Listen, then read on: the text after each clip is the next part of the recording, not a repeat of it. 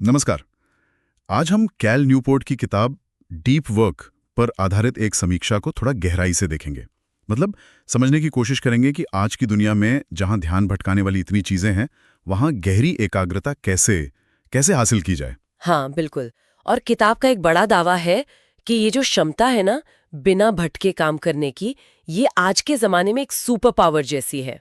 तो चलिए इसी को थोड़ा खोलते हैं। हाँ, क्योंकि ये तो हम सब महसूस करते हैं।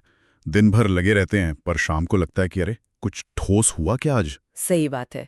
तो देखिए, किताब कहती है डीप वर्क वो काम है जो आप एकदम फोकस के साथ, बिना किसी भटकाव के करते हैं। इसमें दिमागी जोर लगता है और इससे कुछ नया, कुछ मूल्यवान बनता है, या कोई मुश्किल चीज सीखते हैं। अच्छा, जैसे कोडिंग करना या कोई स्ट्रैटेजी बनाना, इस तरह का। हाँ, बिल्कुल।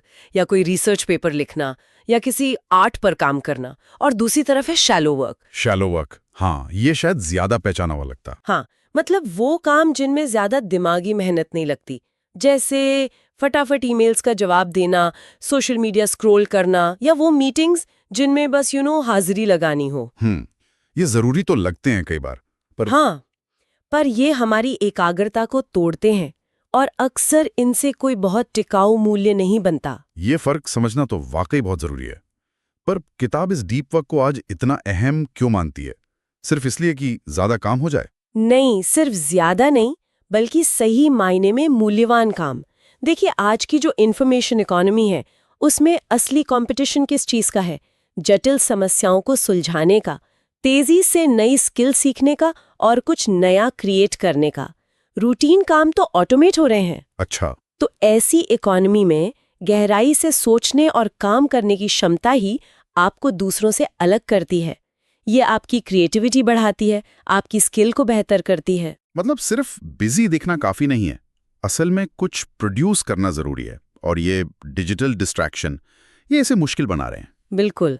इसीलिए किताब इसे साधने के लिए 4 नियम बताती है। हम्म। सुनने में सीधे लगते हैं, पर अमल करना वो असली बात है। तो क्या है वो नियम? जरा संक्षेप में बताएं, कैसे करें ये डीप वर्क? पहला नियम है गहराई से काम करें।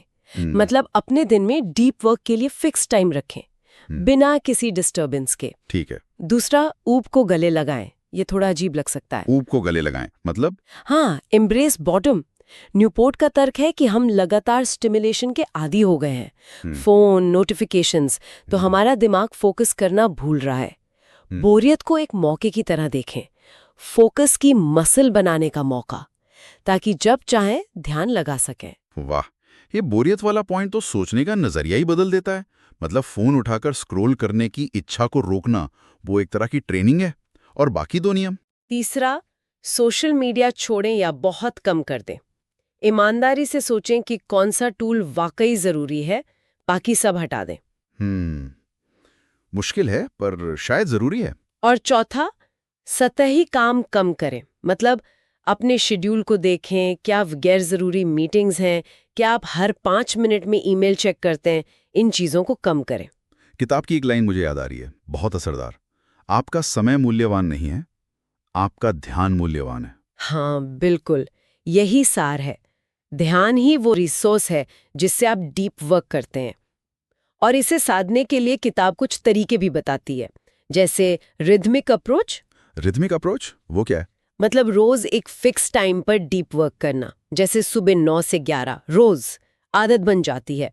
या फिर by model approach. By model? हाँ, मतलब समय को बांटना, जैसे हफ्ते के कुछ दिन सिर्फ डीप वर्क के लिए, बाकी दिन दूसरे कामों के लिए। अलग अलग लोगों के लिए अलग अलग तरीके काम करते हैं। अच्छा, तो मतलब अपनी लाइफस्टाइल के हिसाब से चुनना होगा, कोई एक रूल सबके लिए नहीं है। बिल्कुल, लचीलापन जरूरी है, और ये भी मानना पड़ेगा कि ये आसान नहीं है। शुरू में ध्यान लगाना मुश्किल होगा, मन भटकेगा। अनुशासन, धैर्य, ये सब चाहिए। हाँ, वो शुरुआती स्ट्रगल तो होगा ही, लेकिन फिर इसके फायदे क्या हैं? क्यों करें ये सब? फायदे जबरदस्त हैं।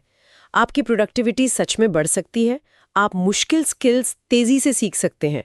और एक और बात, काम से गहरा संतोष मिलता है, मानसिक शांति आती है जो लगातार भागदौड़ में खो जाती है। ये बात तो किसी पर भी लागू होती है, छात्र, प्रोफेशनल, आर्टिस्ट, कोई भी जो अपने काम में बेहतर होना चाहता है और इस डिजिटल शोर से परेशान है। निश्चित रूप से।